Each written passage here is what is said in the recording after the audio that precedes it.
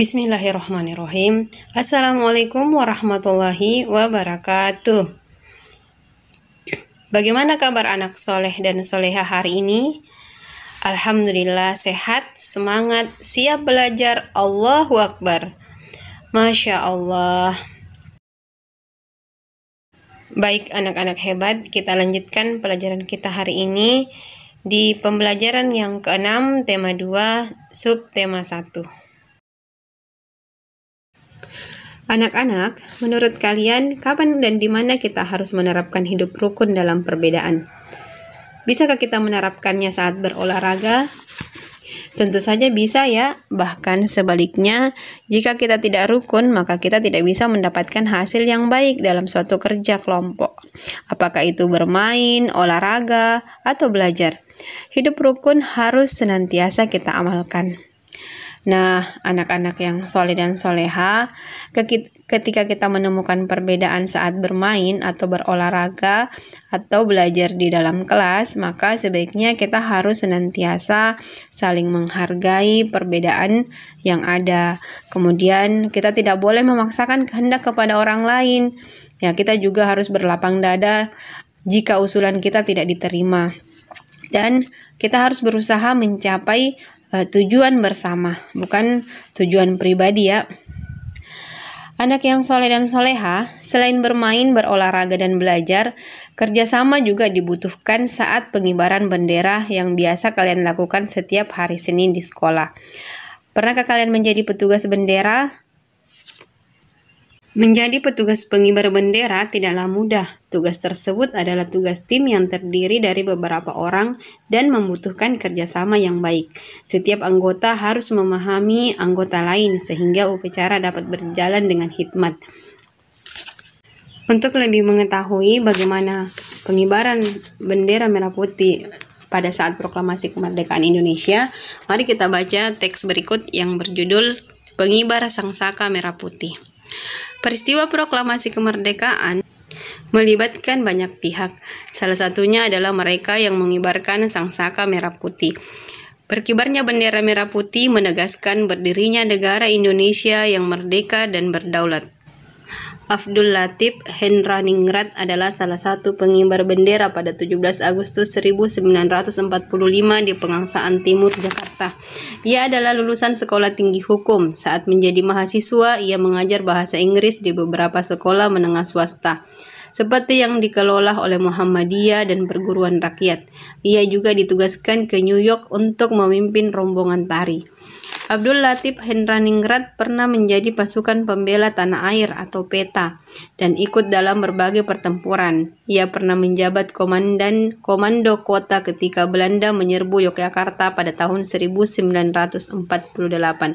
Kemudian ia ditunjuk sebagai atase militer Republik Indonesia untuk Filipina pada tahun 1952, lalu dipindahkan ke Washington hingga tahun 1956. Anak soleh dan hebat, setelah membaca teks yang berjudul Pengibar Sangsaka Merah Putih, tugas kalian selanjutnya adalah tuliskan informasi penting yang kalian dapatkan pada teks tersebut. Kalian dapat menggunakan bantuan kata tanya apa, mengapa, siapa, di mana, kapan, dan bagaimana. Ya, untuk fungsi-fungsinya silakan dilihat di pembelajaran sebelumnya. Anak soleh dan soleha, mengibarkan bendera merah putih merupakan salah satu wujud dari menjaga persatuan. Perbedaan suku bangsa, agama, budaya, serta pendapat di masyarakat menciptakan keberagaman. Keberagaman menjadikan masyarakat kita semakin kaya dan saling belajar. Perbedaan yang disatukan dalam kerukunan dapat menjadi kekuatan sebuah bangsa. Inilah alasan mengapa kerukunan penting untuk menciptakan persatuan. Rukun berarti bersedia memahami dan menerima perbedaan di sekitar kita. Nilai-nilai persatuan dalam perbedaan perlu diterapkan dimanapun kita berada, baik di rumah, sekolah, maupun di masyarakat. Di lingkungan masyarakat, kita perlu bersikap peduli. Kita harus membantu tetangga atau kawan kita yang memerlukan bantuan. Meskipun berbeda suku atau agama, kita juga perlu bersikap toleran di lingkungan masyarakat. Berikut beberapa contoh kegiatan pelaksanaan nilai-nilai persatuan dalam perbedaan di masyarakat. Yang pertama, membantu korban bencana alam tanpa melihat latar belakang mereka. Ya, ketika ada bencana yang terjadi di daerah kita, maka kita berusaha untuk membantu mereka. Kemudian yang kedua, mempersilahkan orang lain untuk beribadah sesuai dengan agamanya masing-masing. Ya, meskipun berbeda agama, ya biarkan orang lain melaksanakan agamanya. Tentu saja kita tidak mengikuti apa yang mereka lakukan. Ya, ini adalah wujud toleransi. Yang ketiga yaitu membantu tetangga yang kesusahan, meskipun berbeda suku atau agama. Ya, bahkan Rasulullah SAW dalam hadis beliau yang artinya, ya, barang siapa yang beriman kepada Allah dan hari akhir, maka hendaklah ia berbuat baik terhadap tetangganya. Kemudian manfaat yang bisa kita peroleh ketika kita menerapkan nilai-nilai persatuan dalam perbedaan di masyarakat, ya, salah satunya adalah kehidupan bermasyarakat akan menjadi aman, tentram, dan damai. Dan ini adalah sebuah kenikmatan ketika kita bisa hidup aman, tentram, dan damai. Yang kedua, masalah lebih cepat terselesaikan karena semua masyarakat bersatu. Yang ketiga, lebih banyak pendapat yang disampaikan ketika bermusyawarah. Ya, Masya Allah, anak soleh dan solehah, ya mari kita senantiasa berusaha untuk menerapkan nilai-nilai persatuan dalam perbedaan di masyarakat kita. Nah, anak soleh dan solehah, ya tugas kalian sekarang adalah tuliskan 3 contoh wujud persatuan dan buatlah rencana untuk mewujudkannya dalam kehidupan di masyarakat.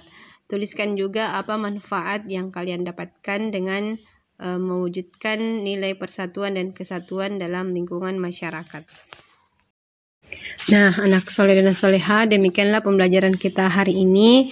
Ya, alhamdulillah hari ini kita telah kembali mendapatkan pengetahuan, ya, sejarah seputar proklamasi kemerdekaan, khususnya yang terkait dengan pengibaran sangsaka merah putih. Kita juga telah mengetahui beberapa contoh pengamalan sila persatuan dan kesatuan dalam kehidupan di masyarakat, dan juga sudah mengetahui manfaat yang bisa kita dapatkan ketika kita mengamalkan persatuan dan kesatuan tersebut.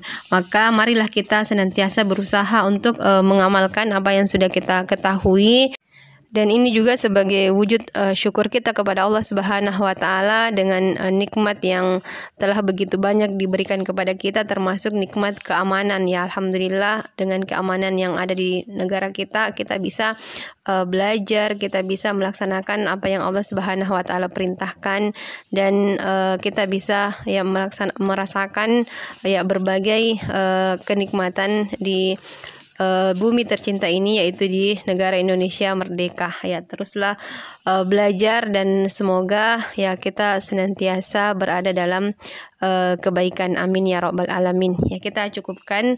Subhanakallahumma wa bihamdik, asyhadu alla ilaha illa anta, astaghfiruka wa atubu ilaik. Wassalamualaikum warahmatullahi wabarakatuh.